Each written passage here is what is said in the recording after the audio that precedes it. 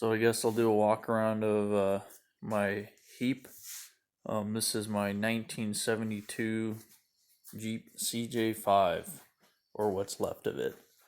Kind of a buggy. I still call it a Jeep. I wanted to keep all the tub pretty much, and I think I achieved that. I guess we'll start at the front here. It's a 9-inch based or a 609, all 60 outers and stuff like that. Center section is a uh, high 9 with 538s and a spool. Trying to keep driveline way up and out of the way, and that worked out pretty good. Housing I built with a Curry center section, and then it's 3 1/8, 3/8 wall tube. Trying to keep it as light as I possibly could, even though it is starting with a 9-inch base. Solid Industry outers. It's their high steer arms, all that stuff, their knuckles, and then I built this kind of oddball, or it's not really oddball, but just kind of goofy double shear system with the PSC full hydro.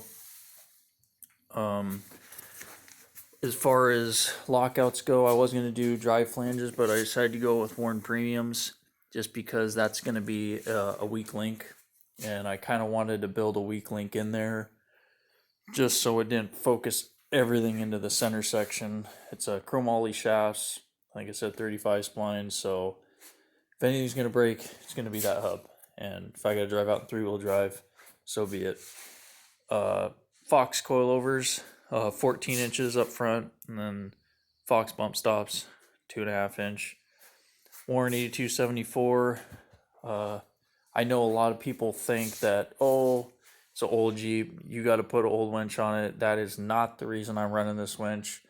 It's because where we like the Jeep, it's a lot of steep hill climbs, and I love line speed and I love line capacity, and you can't beat upright.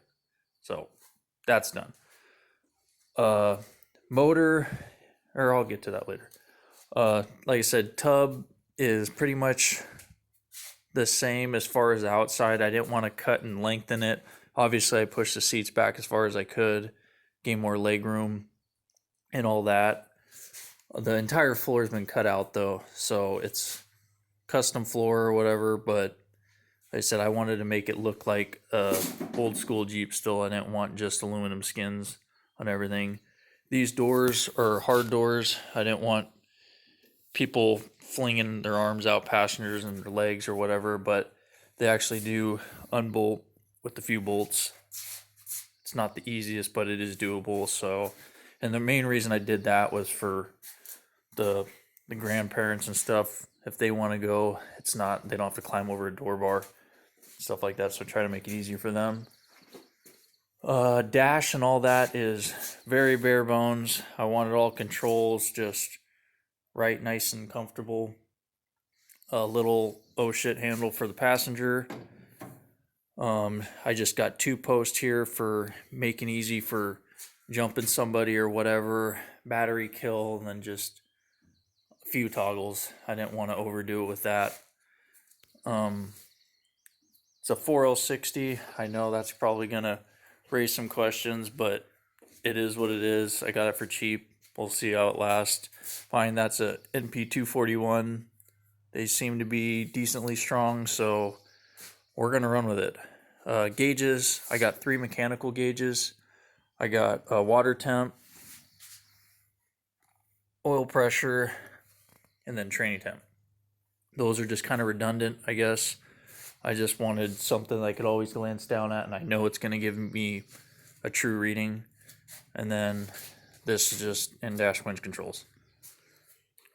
So the wheelbase has been stretched to 102 inches.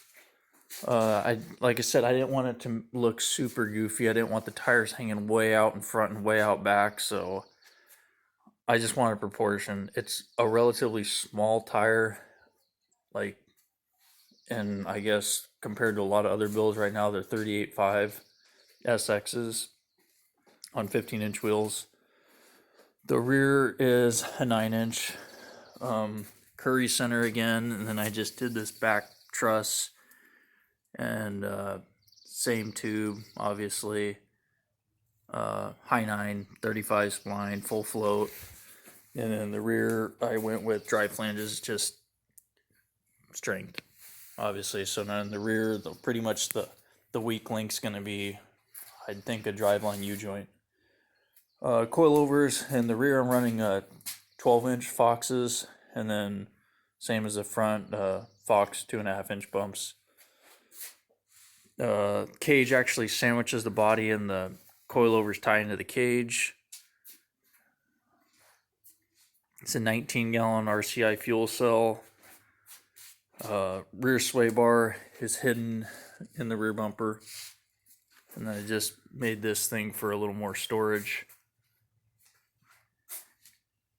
Oh, and it's a spool on the rear too. They said it's not going to steer super well, but at least I'll have traction.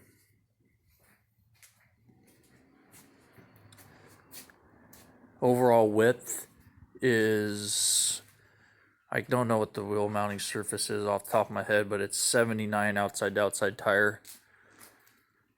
Because like where I wheel, 80 inches is about like the magic number as far as width.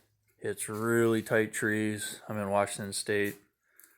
So that was kind of the whole reason I didn't want to go full-blown rock crawler or full-blown desert race rig. This is a P&W Jeep. It's for the trails that I like to run. I said it's narrow, it's relatively short, bare bones. So did both sides on this.